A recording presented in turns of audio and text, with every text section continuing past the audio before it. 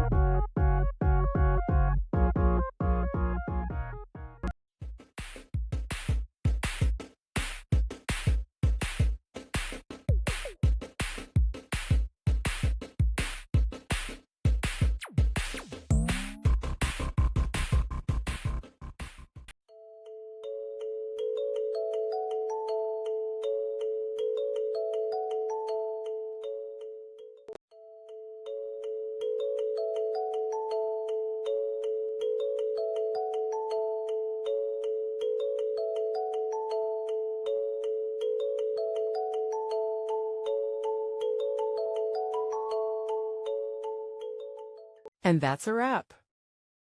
I hope you found the answer you were looking for. If you did, take a second to hit that subscribe button. It really helps out. And let me know in the comments which solution worked best for you.